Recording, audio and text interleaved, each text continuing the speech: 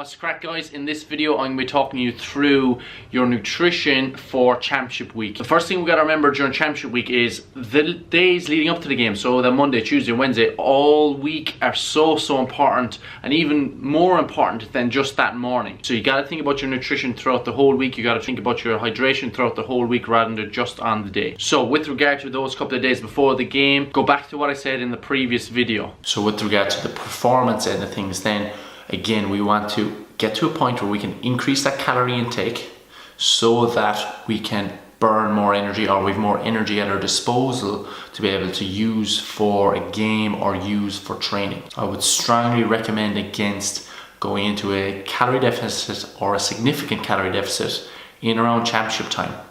The last thing you want to do in around championship time is deprive your body from energy. If you do that, you're at high risk of picking up injuries and you don't have as much energy to expend during a game. A lot of people might think, oh, if I lose another kind of 6-10 pounds over the next few weeks, you know, I'll be a lot lighter on my feet and I'll be able to get around the pitch a little bit better. Really, you should be losing that, 6 to 10 pounds a month before championship, not in the middle of championship. So your major body composition goals, building muscle, losing fat, they should be happening away from championship. During championship, you're looking to maintain more or less a steady body weight or go up slightly depending on your body fat percentage. So if you have a very low body fat percentage, you may want to actually go up a little bit, just a small little bit if you're in the middle of championship, but you certainly do not want to be coming down significantly in terms of the body fat percentage during championship if you want to maximize your performance. Now we're getting into the performance side of things, and within the performance side of things, the only change I would make is, you can argue with a reduction in the amount of protein intake you're taking in, because again, we're not massively concerned with performance during, we're not massively concerned with body composition during championship period. We're a little bit more concerned with performance.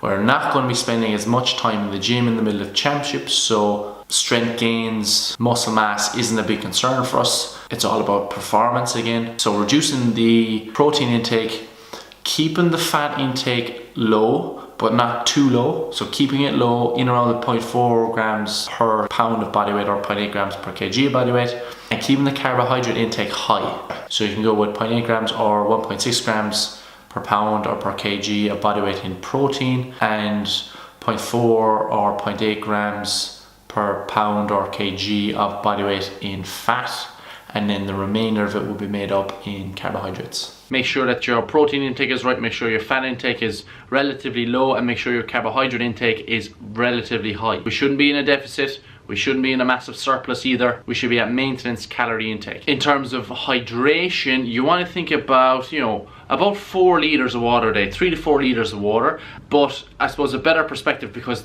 people can be totally different. So some people can sweat a lot, other people train more, there's hotter times of the year.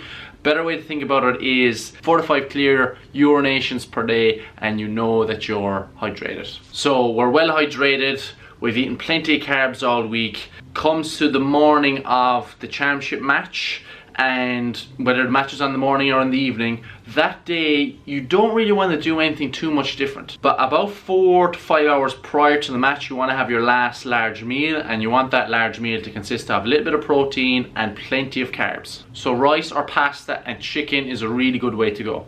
The last thing you want to do on the day of a championship match is eat something out of the ordinary. So don't go for a Chinese or some kind of fish that you've never had before, or try some new kind of recipe, because the last thing you want it to do is to upset your stomach. Once you've had that large meal 4 hours prior to the game, the rest of the time you can just be snacking on things. If you really like to have jellies, some people have jellies, you could have some fruit, banana, but really what you're looking to do is you're just looking to keep away the hunger a little bit.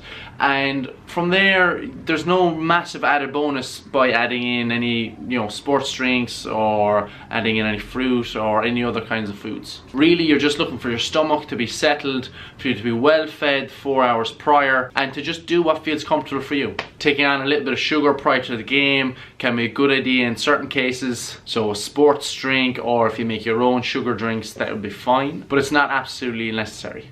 After the game or throughout the day, on the day of the game, you should really be focusing on, again, your calorie intake and your macronutrient breakdown. So if you're having breakfast in the morning, and then you might have your usual breakfast, and then you'd have your large carbohydrate with a little bit of protein meal 4 hours prior to the game, that's fine. Or if the game is on early, you might just have that large breakfast where you have a lot of rice or pasta and a little bit of chicken or eggs if you have eggs in the morning, and that'll be your large meal prior to the game. And then after the game, for the rest of the day, it's just filling the remainder of your calories and your macronutrients. So that's it, nothing overly complicated. The big thing is you don't want to upset your stomach, and you don't want to eat too early to the game, because it takes a couple of hours for that food to get through your digestive system and to be used as energy. And if you eat, say, an hour or half an hour before the game, that food is just sitting in your stomach and it's not being used for energy. So get that meal in 4 to 5 hours prior to that game. That's all for this video. Hope you enjoyed it. Really short and sweet, this one.